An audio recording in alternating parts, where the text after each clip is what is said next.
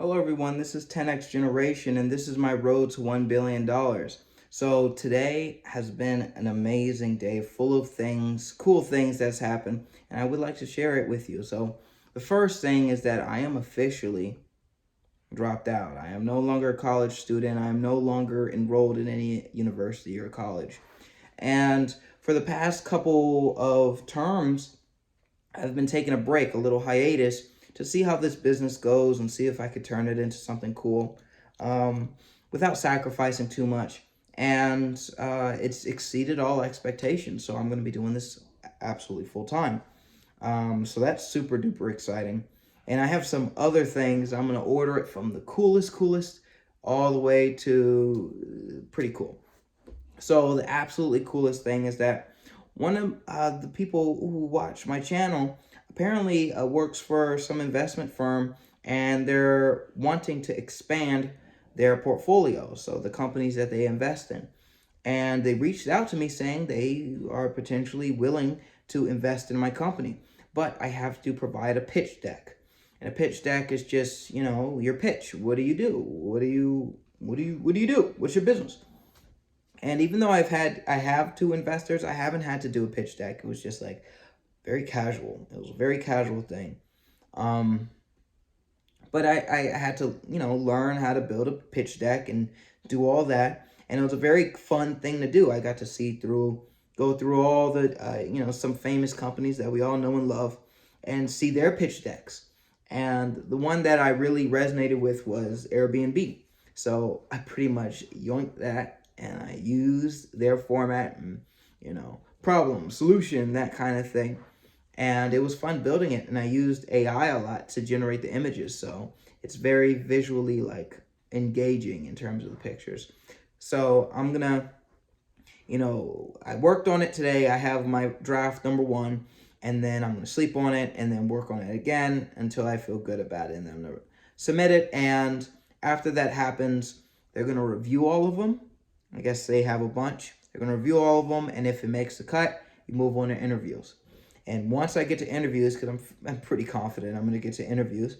Um, Once I get to interviews, um, maybe during the interview or maybe sometime after the interview, they're going to ask me, how much money am I looking to raise? And my answer will be $10 million. Why $10 million? Because I'm 100xing everything I did last year. That's the simple reason. Now, chances are they won't give me that amount of money. Chances are they'll be like, you're crazy, get out of here. Right? That's number one. Or they'll be like, we could maybe, we got to negotiate that down. Or they'll say yes. If they say yes, chances are the amount of equity they're going to take is going to be humongous, right? To justify that. So they're probably going to take 50, 60, 70, 80%. And for that, I say no, right? And for the rest of the ones where they're like, no, we can't do that, that's okay. Now, you may be saying to yourself, that's kind of ridiculous. Like, you're setting yourself up to fail. Why would you ask for such a crazy big number? Well, the reason is because 10x, baby, right? First off, it makes a very good, makes a good thumbnail, a good, a title to say, I asked for $10 million. That's a good title. That's number one. Number two, I don't actually need the money. Right now, I'm at the stage where it's not gas. Right now, we're still slowly building the car. We're still slowly building the car and making sure we know where we're going. And we got the map set up and we got the chart written down. Make sure we're good, right? That's where we're at right now.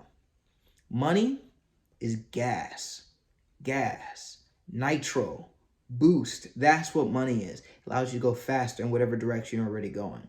Right now, I still don't have verifiable proof that people like, not, let me not even say verifiable proof, because I do have proof of that. People begging me for this particular thing. But I don't have customers. I don't have paying customers who want just a taste of this particular feature. So in my head, it's about 80% that this feature will work, right? 80% it's going to see that exponential curve and we're good. But there's a 20% chance that maybe I was off about something and it's not viable. So I don't want gas right now. I still need time to build up my car and chart out my way. So if they say no, I mean, there's other investors, right? There's other investors. And once I show that exponential curve, it's not gonna be too much of an issue to get more investors. So it's not a super duper big deal. It's kind of weird for me to say, but it's not actually a super big deal. So, and I've never had a situation where I was in an investment room where I asked for money and they said no.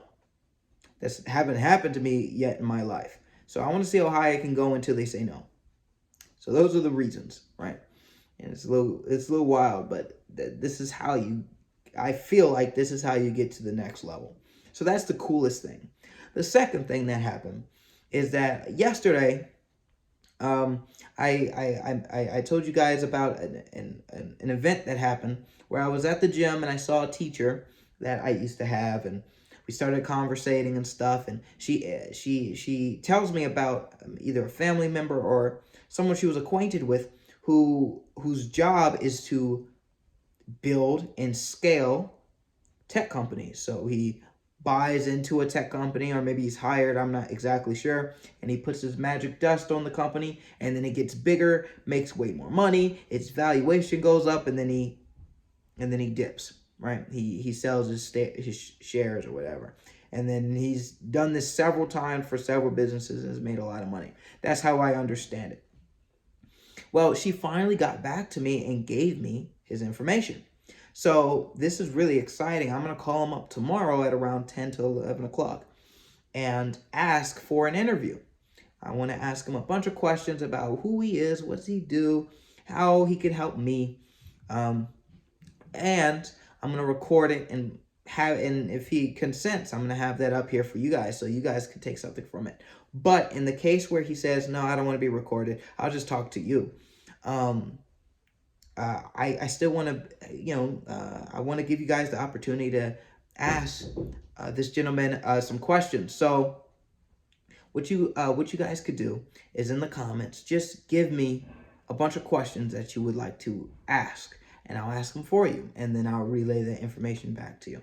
So hopefully you guys make use of that opportunity. The next thing is Neon. I haven't checked on Neon, my Neon controller app on the Google Play Store or on the iOS store for that matter, because I've been so focused on my computer sharing platform. But I decided to look at the analytics. And there's a real-time button where you can see how many people are actively using your app and what they're doing. I click on that, and it was 120 people who are currently on my app. That number is way more than I've ever gotten before. And I don't know why. I didn't do any advertising. It's just sitting there. And that was just a really cool thing. And of course, it's there passively making income. My complete focus is on the computer sharing platform. But this other thing is just in the corner, just generating money. Not a ridiculous amount of money, but making a little bit of money. And I checked on how much, and that's went up by, a good percentage. It was like 30, 40, 50. It was a good percentage increase over last month. So that's really cool to see. And something that is really cool.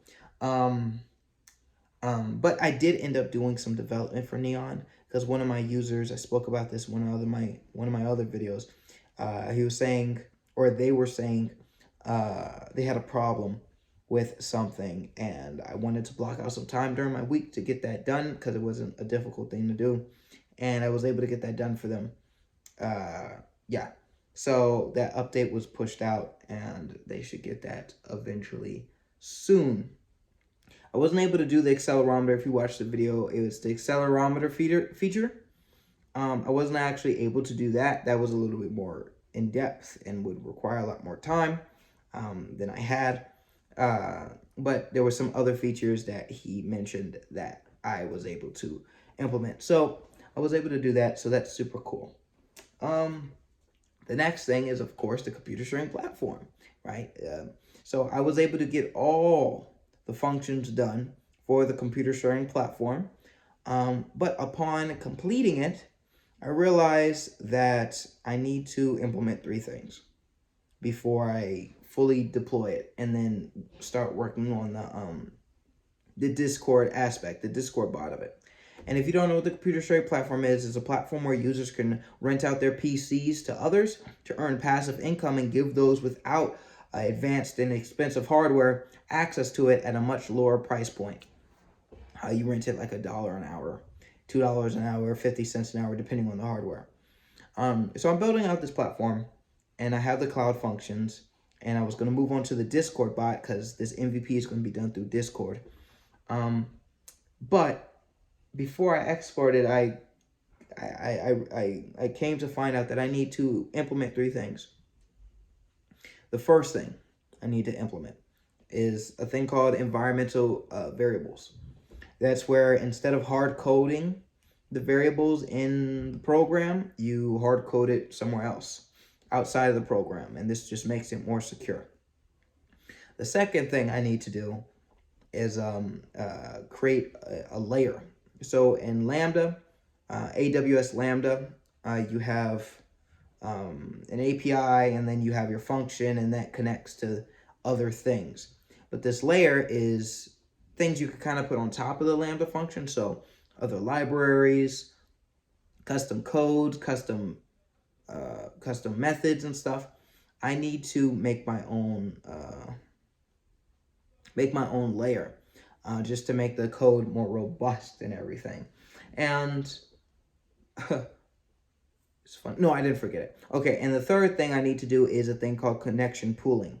So in one of my previous videos, all this has so much context to it, everything that I'm saying, but the third thing is connection pooling. So just by the nature of these APIs, I have to connect to my database on pretty much every single invocation, right? So let's say you want to add a computer. Okay, the first thing you do when that function is launched is it connects to the database and does some stuff to the database, right? And then it closes the database, and then someone else does it. Open and close, which doesn't seem like a problem because it doesn't take a whole lot of time to open up these connections because it's inside of it. It's physically next to each other, pretty close to each other in a VPC. And it's in the same data center. Excuse me.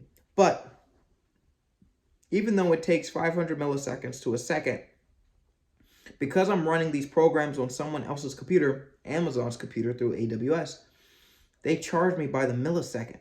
Every single millisecond counts. If I'm wasting a whole bunch of time on just connecting to the database, I am wasting a whole lot of money. And that can make this entire thing infeasible. So what I ended up doing or finding out about is a thing called connection pooling, where you just have a bunch of static connections, just connections that are there, and you use these connections almost like they're objects and put it into situations where you need. So you have like a pool of maybe 10 or 20 or whatever connections in this pool, and then when a program needs a connection, it just fishes it out, and then it uses it, and then it puts it back. I think that's really just weird, but really interesting. So those are 3 things I have to implement before I can move on to the Discord. And I know I keep pushing it back, but every time I do something, I'm learning something new. So I want this to be, good and safe and work for everybody and not be extremely expensive. So it's taking a little bit of time, but we're still going to I'm still aiming for Sunday. That's my goal. So that's super cool and super interesting. With that part. And the last thing I wanted to say is that even though all these really cool things are happening, earlier today I was actually feeling sad. I was feeling a little depressed. Of course, this is before I went to the gym. After I came back from the gym, I was feeling great. But before I went to the gym, I was feeling bad.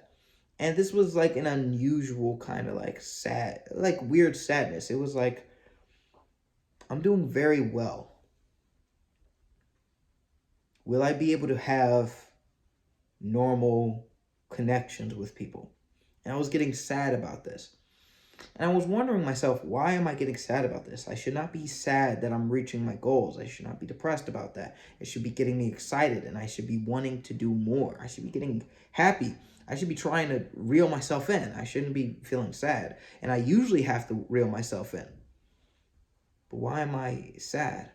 And I realize it's because when I program when I program on this big computer, on my second computer, I usually have some content going. It could be just music, it could be a podcast, or it could be just some YouTube videos that I found. I've been listening early this morning while I was programming to a lot of red pill content. If you don't know what red pill content is, basically just a community of people who are recognizing that dating and relationships between males and females have changed, and they're not the same, and there are some negative aspects to that, right? That's what red pill is. And I was listening to that, and it's very pessimistic. And I know my demographics, so I know a lot of you guys probably also consume that content, because self-improvement, business, working out, and red pill are almost like in the same community. It's all manosphere stuff. And I kind of wanted to, I realized that I can't listen to that stuff.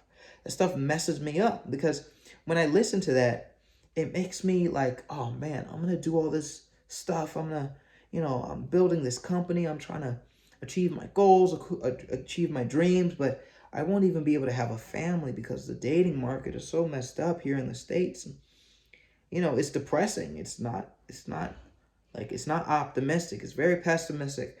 And listening to that for a long time for me, it just messes up my emotional state. It makes me feel sad, and maybe I should slow down. Maybe I should I don't know, I feel like it's going to be even harder to find someone if I'm at the level that I want to be, right?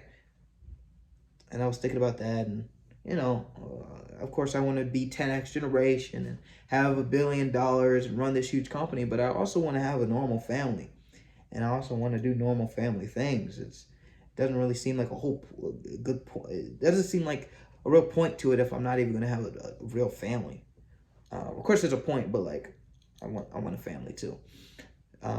So it's just weird, and and part of me wanted to focus more of my energy on relationship stuff. And I was like, since it's so difficult, shouldn't I spend more time on it? If programming is difficult, I work on the thing that's hard more. And, so I was thinking about that. And I just came to the conclusion that I can't listen to that stuff. I need to listen to things that make me happy, things that make me pumped, things that make me excited, things that make me feel capable, things that, are funny. I can't or relaxing. I can't listen to someone complaining on repeat. I can't. It is very interesting. It's very interesting to see and to hear about other men's experiences, but I can't. It messes me up. It trips me up. And my emotional state I have to guard what I hear, what is in my surroundings. I have to guard that. Because that's everything. That's almost everything. That's pretty much everything. So yeah, though that's all the updates I have for today that I remember. Let's see. Pitch deck, careful, company flipper, connection pool, neon. All right, that's everything. So yeah, thank you all so much for watching. If you found this interesting, if you found this inspirational, if you found this whatever, please